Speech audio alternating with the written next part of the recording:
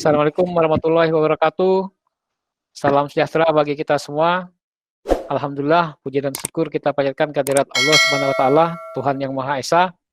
Pada pagi hari ini kita masih diberikan kesempatan, kesehatan dan juga rezeki yang berlimpah dimulai dari kita bernapas, panca indera kita yang kelima masih lengkap, itu adalah kenikmatan yang tiada tara. Alhamdulillah, saya berterima kasih pada pagi hari ini pesertanya cukup banyak ya, sehingga kita harus bikin 2 sesi, pagi dan siang. Pagi ini jumlahnya sudah 85 orang, sangat antusias sekali.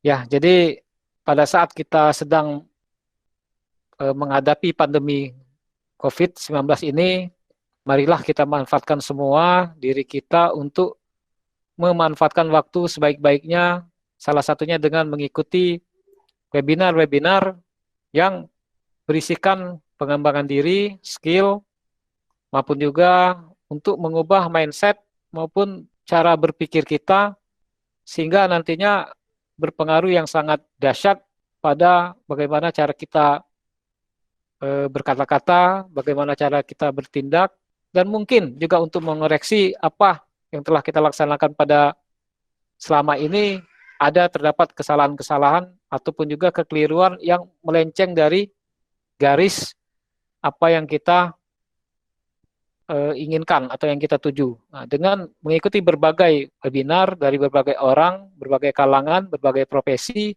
itu akan menambah hasanah. Baiklah, saya akan memulai untuk menyampaikan materi pada pagi hari ini dengan judul 4 hal yang menghentikan setiap orang untuk menjadi ahli dalam bidangnya.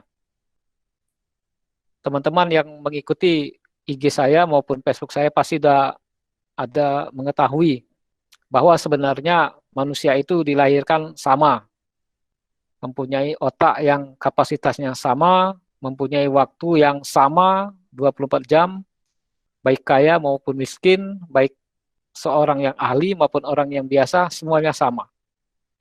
Lalu apa sih yang membedakan mereka? Apakah Tuhan, apakah Allah, Sang Pencipta kita, menciptakan manusia secara berbeda-beda? Nah, disinilah nanti akan kita kupas secara lebih mendalam dari sisi apa yang saya pahami. Mudah-mudahan ini dapat bermanfaat. Baiklah, sekilas untuk mengenai biodata saya, tadi disampaikan oleh adik kita Delvi, oleh Mbak Delvi, bahwa saya sehari-hari bekerja sebagai Kepala Teknik Tambang di salah satu perusahaan pertambangan di Kabupaten Musi Banyu Asin, Provinsi Sumatera Selatan. Sekaligus saya aktif di beberapa organisasi, salah satunya adalah di organisasi Kepala Teknik Tambang se-Sumatera Selatan, di mana saya menjabat sebagai ketua umum di forum tersebut. Kemudian di samping itu saya juga menulis sebuah buku yang berisikan semi autobiografi dari titik nol menembus batas, di mana di buku tersebut menceritakan tentang bagaimana perjalanan saya dimulai dari titik nol, bahkan sebagian ada yang mengatakan dari titik minus, dengan segala sesuatu yang sangat terbatas, kemudian bagaimana bisa menyelesaikan sekolah, kuliah, melamar pekerjaan, kemudian bisa menjabat sebagai Kepala Teknik Tambang sampai saat ini. Di sana di buku tersebut itu menceritakan juga bagaimana IPK saya yang kurang dari 3, kemudian keterbatasan materi, bagaimana dengan kreativitas dan kecerdasan otak kanan kita bisa melamar pekerjaan dan diterima bekerja. Dan di akhir buku tersebut menceritakan bahwa kita sebagai karyawan, sebagai pekerja, apapun jabatan kita, posisi kita, dimanapun kita bekerja, itu sudah mulai wajib menginvestasikan sebagian dari pendapatan kita untuk memulai usaha sampingan. Sehingga nantinya untuk menambah pendapatan kita, jika terjadi sesuatu dengan pekerjaan kita, kita masih mempunyai pendapatan yang lain. Ataupun usaha sampingan tersebut memang sengaja kita persiapkan sehingga kedepannya kita tidak perlu lagi bekerja dan menjadi seorang entrepreneur. Nah, di buku tersebut ditulis pada bulan Juli 2019, jauh sebelum COVID-19 ini melanda. Di situ saya menuliskan bahwa jangan terlena di zona nyaman sebagai karyawan. Dan ternyata apa yang kita tuliskan pada bulan Juli tersebut saat ini menjadi kenyataan, di mana banyak pekerja yang di PHK, dirumahkan, gaji dipotong, dikurangi, bahkan ada yang sampai masalah keuangan rumah tangganya menjadi sangat menyedihkan. Disitulah pentingnya bagaimana kita berinvestasi untuk mulai menyisihkan gaji, untuk mulai bekerja paruh waktu, maupun untuk men-setup, membangun bisnis kita, sehingga nantinya dapat menambah pemasukan, ataupun juga untuk kita beralih kuadran. Semuanya dapat teman-teman sekalian baca di buku dari titik nol. Baiklah, lanjut. Ini sekilas tentang biografi saya.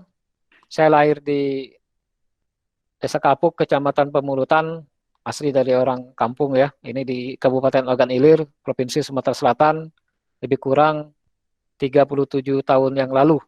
November nanti insya Allah berumur 38 tahun.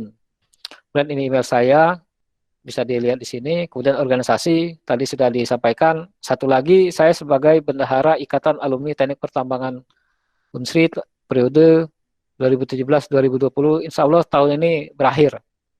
Kemudian pengalaman kerja semuanya dimulai dari perusahaan tambang, karena background saya dari pertambangan, dimulai dari merantau di Banten, kemudian Kalimantan, kemudian terakhir balik lagi ke kampung halaman di Sumatera Selatan. Lanjut. Nah,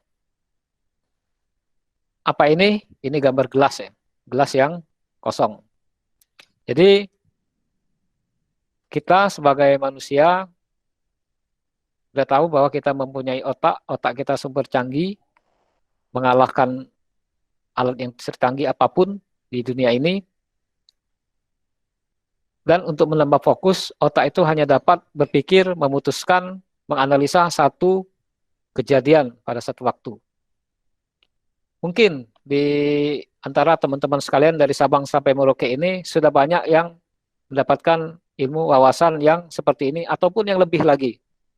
Jadi ada yang mengikuti webinar ini dengan tujuan memang mau tahu dari awal, ada yang ingin merefresh, kemudian ada yang dengan tujuan yang lain. Silahkan saja, tapi saya mengingatkan, saya berpesan untuk kita semua bahwa dari manapun kita mendapatkan suatu ilmu, kita mengikuti seminar, webinar, workshop, atau lain sebagainya, kita kosongkan gelas kita, kosongkan gelas pikiran kita masukkan dulu ilmu sebanyak-banyaknya dari yang disampaikan oleh mentor, oleh instruktur, oleh pemateri, sehingga dapat masuk semua. Silahkan kita cerna, apakah cocok atau tidak. Baru di situ kita analisa.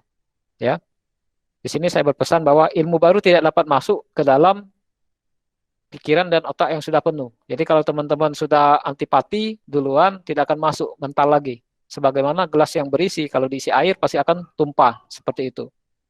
Oke, lanjut. Nah, sebelum memulai, saya ingin mengingatkan, ingin bertanya kepada teman-teman sekalian, siapa mereka? Ini tidak akan saya jawab, tapi kemungkinan kita familiar yang sebelah ini, yang sebelah kiri ya. Kita nggak asing lagi. Mungkin kalau yang di tengah ada sebagian yang kenal, ada yang enggak. Yang sebelah kiri, paling kanan juga sama. Nanti akan kita ceritakan siapa sih mereka ini sebenarnya. Oke, lanjut. Nah, jadi teman-teman sekalian, kita semenjak dilahirkan di dunia ini, kita memasuki suatu permainan. Permainan kehidupan namanya ya. Jadi permainan kehidupan itu bagaimana kita memenangkan, tujuannya adalah memenangkan permainan kehidupan. Banyak istilah ya, istilah yang lain silahkan. Tapi kita menyebutnya dalam konteks ini adalah permainan kehidupan. Kalau secara agama kita, agama Muslim, Islam, Kita menyebutnya kita beribadah kepada Allah semata dan tujuan kita adalah akhirnya pada inginnya masuk surga. Ya, bagaimana kita ingin di akhirat kita masuk surga? Ya kita harus memenangkan permainan di dunia. Ya, ini adalah sebutan saya saja dalam konteks untuk memotivasi, ya. Jadi sebenarnya tidak bertentangan dengan hukum agama. Jadi dalam konteks kita melihat dalam persepsi yang lain seperti itu. Ini dulu yang saya ingin sampaikan kepada teman-teman sekalian. Jadi kita sepakati di sini, kita sampaikan bahwa kita pakai istilah permainan kehidupan. Nah, jadi apa itu permainan kehidupan? Permainan kehidupan itu membuat kita membedakan kita menjadi dua tipe. Yang pertama, dalam permainan itu kita bisa memutuskan menjadi pemain, atau yang kedua kita bisa memutuskan menjadi penonton. Menjadi pemain ini juga terbagi menjadi dua. Apakah kita menjadi pemain dengan tujuan untuk menang, atau bermain hanya untuk tidak kalah? Kemudian apakah kita memutuskan hanya menjadi penonton, duduk di pinggir lapangan, dan hanya bertepuk tangan atas keberhasilan pemain? Nah, ini kita sendiri yang menentukan, tidak tergantung dengan orang lain. Itu yang kita ingatkan dahulu. Oke, lanjut. Nah, kemudian untuk memilih menjadi pemain dan kemudian kita bermain dan untuk memenangkan permainan, kita harus memiliki kemampuan untuk memahami aturan-aturan tersebut. Aturan dari apa? Aturan dari permainan kehidupan tersebut. Kemampuan untuk memahami aturan-aturan tersebut, itulah disebut dengan keahlian. Keahlian ini bebas saja di berbagai bidang, ya. Di mana kita merasa ada bakat di situ, ada gairah, ada passion, disitulah bisa dipupuk menjadi suatu keahlian. Kemudian, lanjut. Sebagian banyak yang bertanya, apakah bakat atau keahlian tersebut adalah bawaan lahir? Nah, coba kita tanya, coba kita analisa. Apakah keahlian Cristiano Ronaldo menggocek bola merupakan bakat bawaan sejak lahir? Apakah ketika Ronaldo, apakah dia langsung bisa mengocek bola? Apakah kehebatan Michael Jordan, pemain basket legendaris yang sampai sekarang belum ada yang memecahkan rekornya, adalah bawaan lahir? Secara genetika sudah ditentukan oleh Tuhan, oleh yang Maha Kuasa. Kemudian apakah keahlian Tiger Woods, pemain golf nomor 1 dunia yang menjuarai kejuaraan dunia sejak usia muda, seorang milioner, atlet, adalah bawaan lahir? Begitu dia lahir, dia langsung bisa menjadi juara pertama, menjadi ahli? Ini 3 pertanyaan yang tujuannya untuk men-challenge kita semua. Ya, banyak lagi. Kita bisa, teman-teman sekalian bisa melihat di sekitar kita, di orang-orang terdekat kita maupun panutan kita. Tanyakan pertanyaan seperti ini untuk men-challenge kita. Lanjut. Nah, dari permainan tadi ada 3. Seperti yang kita sampaikan tadi, bahwa yang paling banyak di dunia ini biasanya dikerucut, kalau saya nyebutnya kerucut keahlian, ini saya ciptakan sendiri istilah ini. Yang pertama adalah para penonton. Para penonton ini yang paling banyak, tahu sendirilah kalau di stadion sepak bola pemainnya 22 orang plus pemain cadangan dari masing-masing tim dan pelatih paling banyak sekitar 50. Paling banyak itu perkiraan saya. Sedangkan penontonnya berapa? 70.000. Jadi paling banyak penonton ini yang bertepuk tangan, mengagumi. Kemudian yang kedua, pemain biasa yang rata-rata bermain agar tidak kalah, yang rata-rata hanya berlatih sekedarnya, yang rata-rata hanya mengisi waktu luang. Itu berada di urutan kedua. Nah, yang paling puncak di setiap profesi apapun, pekerjaan apapun, usaha apapun, yang paling sedikit biasanya para bintang. Para pemain yang bermain untuk menang, yang punya hasrat yang kuat, yang jumlahnya sedikit di setiap bidang. Ya. Kita akan ini sebagai gambaran untuk kita, dan kemudian kita bisa memilah mana yang menyebabkan perbedaan ini, mana yang menyebabkan perbedaan mereka menjadi seorang pemain bintang, menjadi seorang pemain biasa, maupun hanya sebagai seorang penonton. Di kehidupan nyata, banyak kita menjadi penonton. Banyak kita yang melihat kehebatan orang lain, nyebutnya sebagai bakat. Wajar kalau saya nggak berbakat. Wajar kalau dia berbakat. Nah, itu akan menjadi suatu pertanyaan bagi kita. Apakah bakat itu memang bawaan lahir? Lanjut. Nah, seorang psikolog dari Berlin Elite Academy of Music, yaitu Andres Erikson, beliau mengadakan penelitian ternyata. Jadi untuk membuktikan apakah bakat itu bawaan lahir atau tidak. Jadi beliau mempraktekkan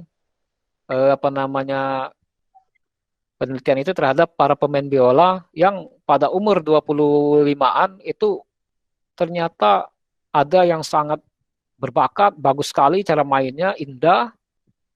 Kemudian ada lagi di antara peserta itu yang bermain dengan bagus. Bagus tapi tidak luar biasa. Bagus. Kemudian ada lagi kelompok 3 yang mainnya sekedarnya. Bagus untuk ukuran standar minimum. Dia ingin membuktikan bahwa apakah benar ini bakat, ini bawaan lahir. Kemudian ditanya oleh Erikson dan timnya, ditanya dengan masing-masing pertanyaan yang sama. Berapa jam Anda telah berlatih semenjak Anda pertama kali memegang biola, maaf. Lanjut. Kemudian jawaban kelompok 1 tadi, yang kelompok jenius tadi, yang paling sangat berbakat luar biasa, mainnya bagus sekali. Rata-rata mereka menjawab bahwa pada mereka pertama kali sama semua. Usia 5-6, mereka 2-3 jam seminggu. Kemudian di usia 9 tahun, rata-rata mereka berlatih biola 6 jam seminggu. Selanjutnya usia 12, 8 jam. Usia 14 tahun, 16. Usia 20 tahun, 30 jam seminggu. Sehingga ketika umur mereka sampai 20 ataupun 25, rata-rata 10.000 jam. Kemudian kelompok kedua, sama dimulai dari usia 5-6 tahun, tapi dengan jamnya yang berbeda. Sehingga ketika diakumulasikan pada saat umur 20-an, hanya 8.000 jam. Dan kelompok 3 adalah 4.000 jam. Jadi, penelitian dari Erikson juga kepada atlet yang lain, seperti pemain piano, bermain catur. Mereka menemukan pola yang sama, yaitu hampir 10.000 jam terhadap atlet yang sangat berbakat tersebut. Dibandingkan dengan yang kelompok 2 yang biasa, yang bermain bagus, maupun yang kelompok 3 yang biasa saja. Rata-rata seperti itu. Memang tidak bulat angkanya, sehingga beliau menerapkan hukum 10.000 jam. Dan kalau kita juga melihat para pakar, para motivator, kemudian penulis buku-buku pengembangan diri, rata-rata menyebutkan seorang yang ahli itu 10.000 jam. Lanjut. Nah, apakah Cristiano Ronaldo tadi, seperti kita pertanyaan di awal, menggocek bola sejak lahir, mendribling bola sejak lahir, menjadi pencetak gol terbanyak sejak lahir? Ternyata tidak. Apa yang membedakan orang yang ahli di kerucut ahli tersebut berada di puncak? Contohnya Cristiano Ronaldo. Saya mengambil contoh Cristiano Ronaldo mungkin karena beliau populer. Saingannya adalah Lionel Messi, ya. Dan banyak yang lain. Banyak, silahkan ya. Tapi saya di sini mengambil Cristiano Ronaldo. Ternyata Cristiano Ronaldo menjadi hebat nggak bawaan lahir. Beliau semenjak remaja sudah menentukan, sudah memutuskan, sudah menargetkan, sudah memimpikan untuk diri dia sendiri. Yaitu apa? Beliau pernah menulis dalam satu wawancara bahwa ketika masih remaja, ketika main di Porto, di Portugal, di klub sepak bola tersebut, beliau punya mengatakan kepada teman-temannya bahwa saya akan menjadi pemain terbaik dunia. Nah, dan teman-temannya tertawa ya. Pemain masih muda, remaja di klub kecil memutuskan ingin menjadi pemain terbaik dunia. Dan di sebelah kanan inilah Cristiano Ronaldo. Ini menunjukkan trofi 5 pemain terbaik dunia, 5 kali. Hanya dikalahkan oleh Lionel Messi yang 6 kali. Selidik punya selidik. rekan setimnya yang diwawancarai oleh suatu majalah mengatakan bahwa Ronaldo kecil dan remaja itu memporsir dirinya dengan latihan yang melebihi rekan-rekan setimnya. Dan ini kebiasaan sampai sekarang. Ketika di Juventus, ketika teman-temannya maupun ketika beliau di Real Madrid, di Manchester United, Cristiano Ronaldo ini datang latihan itu lebih dulu. Kalau nggak salah sejam atau 2 jam. Misalnya klubnya memutuskan jam 10 baru latihan. Beliau jam 8, jam 9 udah duluan. Berlatih sendiri. Kemudian ketika udah mulai sesi latihan bersama, mulai latihan. Kemudian setelah latihan, teman-temannya pulang, dia masih melatih sendiri. Mengasah lagi, terus. Bayangkan, dari mulai remaja, beliau seperti itu. Terus, jadi secara tidak langsung, Cristiano Ronaldo mempraktekkan hukum 10.000. Dari mulai kecil, remaja, sampai sekarang. Dan beliau memetik hasilnya. Jadi nggak ada bawaan lahir dan penelitian Erikson mendekati ataupun hampir sama dengan kenyataan. Lanjut. Nah, ini siapa? Sebagian sudah kenal ya, Michael Jordan. Ini superstar NBA, basket di Amerika, legenda yang sampai sekarang belum ada juga yang memecahkan rekornya. Sama seperti Ronaldo, ternyata beliau itu dari remaja sudah sangat tergila-gila dengan basket, terus memporsir dirinya dengan latihan, ada yang menyebutkan 8 sampai 9 jam per hari, ya, di luar porsir yang ditentukan oleh klubnya. Dan terus melatih gerakan yang berbeda, terus sehingga secara tidak langsung, tidak sadar, beliau sudah mempraktekkan hukum 10.000 jam. Ini Michael Jordan. Lanjut.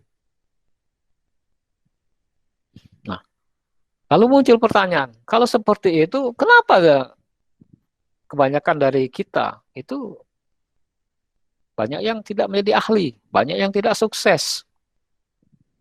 Terus ada yang banyak yang memutuskan menjadi rata-rata. Kenapa? Pasti ini ada yang nggak beres. Kita lihat. Next. Yang pertama alasannya adalah orang tersebut atau bisa saja orang itu adalah kita tidak memiliki kesabaran dan keyakinan bahwa kerja keras mereka akan berhasil. Jadi kebanyakan dari kita inginnya instan. Inginnya baca buku, satu buku sudah mau menjadi hebat. Tidak mau menjalani proses. Ya kan? Kemudian baru berlatih sejam 2 jam, capek, stop. Kemudian keyakinannya kurang. Nggak yakin ah. Nggak mungkin idea lain.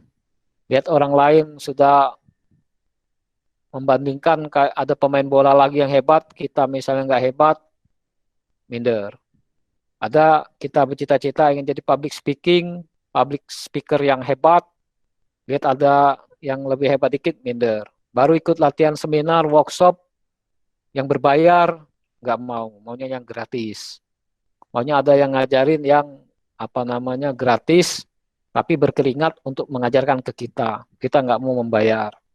Kemudian lagi nggak mau praktek, dan lain sebagainya. Jadi kita mengabaikan hukum 10.000 jam tadi. Ya kan? Apalagi keyakinan. Tidak punya keyakinan, itu fatal. Karena keyakinan adalah bagian dari kecerdasan spiritual. Di mana kecerdasan spiritual ini, kalau teman-teman mengikuti webinar saya sebelumnya, merupakan bagian fondasi utama dari 4 kecerdasan kalau kita mau sukses di bidang apapun, mau di pekerjaan, mau di bisnis apapun. Yang pertama itu fondasinya adalah kecerdasan spiritual. Itu yang meliputi keyakinan tadi. Keyakinan, hasrat, gairah, pantang menyerah. Itu kecerdasan spiritual. Kemudian ada lagi kecerdasan fisik. Kecerdasan fisik adalah kecerdasan yang terkait dengan praktek. Kita tidak bisa belajar dengan teori. Kita butuh praktek. Praktek gagal, perbaiki, belajar dari kesalahan, lanjut lagi. Terus dan terus. Kemudian kecerdasan emosional. Yang ketiga adalah kecerdasan emosional, di mana dalam kecerdasan emosional tersebut itu melatih bagaimana cara kita mengendalikan diri, emosi, kepribadian, bagaimana membangun sebuah tim, bekerja sama, teknik negosiasi, kemudian juga menghargai orang lain, mengerti sifat empati orang lain. Nah, itu. Yang terakhir baru kecerdasan intelektual. Itu adalah kecerdasan yang kita pelajari dari sekolah, dari seminar-seminar yang meningkatkan kompetensi kita di bidang apa yang ingin kita menjadi ahli di bidangnya. 4 kecerdasan itu. Ketika Anda tidak yakin, fondasi Anda sudah tidak kuat. Kecerdasan spiritual Anda lemah. Runtuhlah, nggak ada bangunan tersebut. Ketika fondasinya lemah, bangunan runtuh. Lanjut.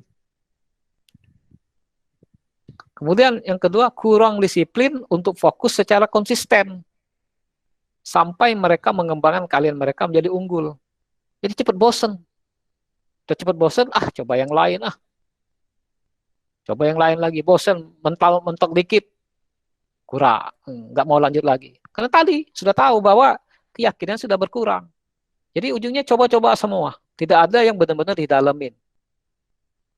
Yang ujungnya membuat mereka adalah tahu banyak segala hal. Tahu semua. Tapi tidak ada yang dikuasai. Ibarat menggali sumur, baru digali 1 meter, pindah. Baru digali setengah meter, pindah. Gimana mau mendapatkan air? Ya kan? Mungkin ada pertanyaan juga, ya Pak, tapi kalau sudah tahu di bawahnya tidak ada air, kenapa memang kita harus pindah? Benar. Kita harus tahu dulu di bawahnya ada potensi air atau tidak. Disitulah namanya hasrat, gairah. Berarti Anda belum menemukan gairah atau hasrat. Ya? Nah, Bruce Lee mengatakan, dia tidak takut pada orang yang 1 kali berlatih 10.000 jenis tendangan. Berarti 10.000 jenis tendangan dikuasai semua, tapi hanya berlatih 1 kali. Bruce Lee nggak takut dengan orang seperti itu. Bruce Lee takut dengan orang yang berlatih hanya 1 tendangan. Tapi dengan jumlah frekuensi latihannya 10.000 kali. Itu yang Bruce Lee takutkan. Ya, jadi ingat, yang kedua adalah kurang disiplin untuk fokus. Dia tidak fokus. Tidak konsisten, tidak fokus, sampai mereka mengembangkan keahlian mereka menjadi unggul. Nah, saya sekarang, misalnya. Saya gairahnya menulis dan bercerita. Senangnya seperti itu. Ternyata saya dalami lagi. Apa sih gairah saya sebenarnya? Ternyata gairah saya sebenarnya adalah menulis dan bercerita. Jadi walaupun saat ini saya bekerja sebagai seorang pekerja tambang, kepala teknik tambang yang tugasnya sangat kredit, tapi saya tetap memutuskan untuk menyelah waktu saya mengalokasikan waktu untuk menulis. Karena saya senang nulis. Dimulai sebelum saya menulis buku, saya mulai dulu menulis di koran. Ada koran harian di Palembang, saya coba komunikasi dengan redaksinya, pemimpin redaksinya, saya cari, saya masukkan, menawarkan tulisan saya, dan alhamdulillah dimuat. Nah, selain itu saya juga terus menulis, memposting di medsos, di Facebook. Kadang panjang sekali ceritanya. Apapun, apa yang terpikir, terlintas, saya ketik, saya posting. Terus melatih. Ya, karena tadi. Dan ujungnya, saya cuma ingin, gimana kalau menulis buku tentang kehidupan, tentang apa yang saya alami, bagaimana cara merintis karir. Sudah, saya tulis buku. Oh, nanti banyak feedback dari pembaca, pasti. Namanya kita pemula, itu pasti akan mendapatkan banyak feedback. Mulai dari banyak tipu lah, kemudian kalimatnya ada yang nggak nyambung, kemudian juga kualitasnya. Nggak apa-apa. Kita kalau tidak praktek, hanya teori terus nggak akan bisa. Kemudian yang kedua, tadi ketika dapat feedback kita harus berlapang dada. Kita perbaiki terus. Ingat ya, Windows sekarang ini Windows berapa? Saya nggak update lagi. Setahu saya itu terakhir Windows 2010 apa 2012 ya. Tapi kita harus ingat, Windows yang pertama kali muncul adalah Windows 95. Windows 95. Terus Windows 2000, Windows 98, Windows 2000, Windows XP, terus. Sama. Sekelas Microsoft pun menyempurnakan produk. Apalagi kita. Dan memang seperti itu. Terus bertumbuh, terus bertumbuh. Lanjut. Nah, kemudian yang ketiga, merancang dan melakukan latihan terencana. Jadi kenapa orang tidak menjadi ahli? Padahal ada yang merasa saya sudah kerja keras, Pak. Saya sudah latihan terus, brother. Teorimu salah. Saya sudah 10 tahun, tapi seperti inilah contoh yang paling ringan. Guru kita bukan melihat sisi guru kita ya, untuk dari sisi pendapat segala macam, itu nggak boleh. Tapi kita melihat seorang guru yang mungkin penyampaian dia terhadap murid sama. Sama. Dia cara beliau mengajar itu sama. Padahal dia sudah 10 tahun mengajar misalnya. Ternyata seorang guru tersebut, mentor ataupun juga pembawa acara atau pemateri, mereka tidak mempelajari sesuatu yang lain yang disebut dengan latihan terencana. Jadi hanya latihan terus saja mengalir. Ingat, kalau tidak ada ukuran, tidak ada parameter, tidak ada key performance indicator, itu kita tidak akan meningkat. Apa bedanya latihan dan latihan terencana? Kalau latihan ya sama, mengulang. Kalau latihan terencana, kita tidak hanya mengulang, tetapi kita membuat parameter, membuat target, dan kemudian membreakdown-nya kecil-kecil menjadi target bulanan, mingguan, dan harian. Kemudian mereviewnya. Seperti yang saya sampaikan pada saat ini. Di antara audiens ini, di antara teman-teman, pasti ada yang cara strategi belajarnya adalah visual. Dengan melihat gambar, dengan melihat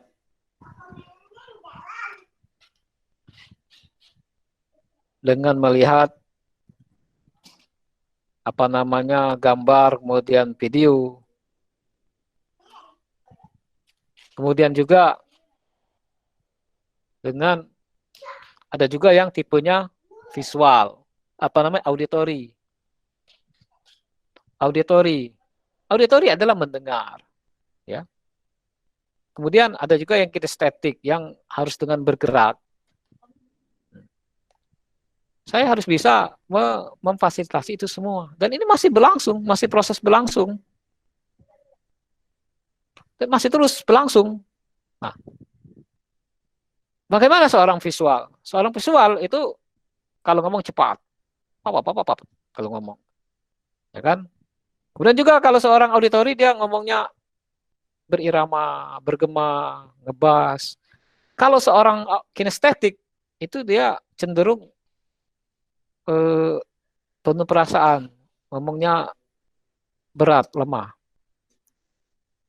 Dan banyak indikator lainnya. Dan itu saya masih terus belajar. Saya cenderung visual, jadi kalau saya ngomong cenderung cepat. Jadi sambil latihan juga untuk ngomong pelan, untuk mengakomodir audiens yang yang auditori maupun yang kinestetik. Nah, seperti itu. Oke, lanjut. Kemudian yang terakhir, tidak memiliki mentor atau panutan. Jadi seorang yang sukses di bidang apapun pasti mempunyai seorang pelatih, mentor ya, atau guru. Baik dia ketemu secara langsung maupun tadi melalui media. Medianya bisa buku, biografi, buku-buku pengembangan diri yang mereka tulis sehingga mereka menjadi terinspirasi. Kemudian juga apakah itu melalui seminar, apakah itu melalui channel YouTube yang sekarang zaman informasi ini sangat banyak. Ya. Kemudian apakah bertemu langsung dengan tokoh itu kebetulan dekat dengan dia, bisa face to face, bisa ngobrol dan mendapatkan wejangan langsung dan ilmu langsung. Nah, ya. Kemudian apa sih tugas mentor atau pelatih tersebut? Yang utama adalah dua hal yang penting. Yang pertama, seorang mentor atau pelatih atau coach itu memberitahu di mana titik kekurangan kita. Blind spot. Kita tahu Cristiano Ronaldo, Lionel Messi, David Beckham, itu semua pasti lebih hebat dari pelatihnya. Pasti lebih hebat dari pelatihnya. Ya kan? Tetapi apakah David Beckham, Ronaldo, Messi tidak membutuhkan pelatih? Tetap butuh. Untuk apa? Untuk mengetahui di mana titik lemahnya sih Ronaldo, si Lionel Messi tersebut. Dan yang kedua, si mentor itu menjadi penyemangat. Kadang kita ini ada titik malesnya, ya, titik malas, jenuh, mudah frustasi. Kemudian kadang nanti aja. Itu tugas yang kedua pelatih untuk menendang pantat kita, menendang bokong kita. Ayo, bangun latihan jam sekarang. Oh nanti ayo. Jadi seperti itu. Kalau tidak, kalau kita hanya berjalan sendiri-sendiri, udah, nggak akan bisa. Ya, lanjut. Nah, kemudian pertanyaan muncul. Tadi bilang 10.000 jam. Tadi Bapak bilang 10.000 jam. Tadi Mas Anton bilang 10.000 jam. Kalau saya udah umur 25, atau saya sekarang umur 30 atau 35, apakah sudah terlambat untuk mulai? Kan harus 10.000 jam. Tidak ada kata terlambat. Ya, 10.000 jam adalah proses. Proses yang kalau Anda bergairah tidak akan terasa terus. Kecuali satu hal. Kalau Anda membandingkan Anda dengan orang yang, misalnya contoh di public speaker, Anda menjadi seorang public speaker. Kalau Anda mau bersaing dengan orang yang sudah umur 15 tahun sudah menggeluti dunia public speaker, dan Anda sekarang berumur 35 tahun, ya lain lah. Dia sudah selisih 20 tahun. Tapi kalau Anda membandingkan diri Anda dengan Anda 5 tahun yang lalu, atau Anda ingin menargetkan Anda seorang ahli public speaker 5 tahun nanti, nah itu baru objektif. Ingat ya, jangan bandingkan diri kita dengan orang lain. Setiap kita, masing-masing kita, di bidang apapun, itu memulai startnya beda-beda. Memulai startnya kita dengan orang lain, di bidang apapun, itu tidak sama. Baik waktunya, momentumnya tidak sama. Yang lebih objektif, yang lebih fair adalah membandingkan kita dengan diri kita yang dahulu. 1 tahun yang lalu, 2 tahun yang lalu, 5 tahun yang lalu. Itu yang lebih fair. Kemudian kita bandingkan juga dengan kita 5 tahun nanti. 5 tahun nanti kita mau menjadi apa? Menjadi apa? Nah itu baru fair. Ya, neng.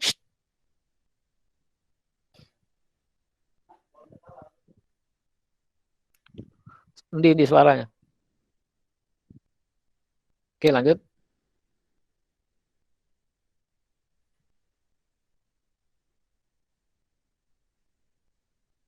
Oke, lanjut.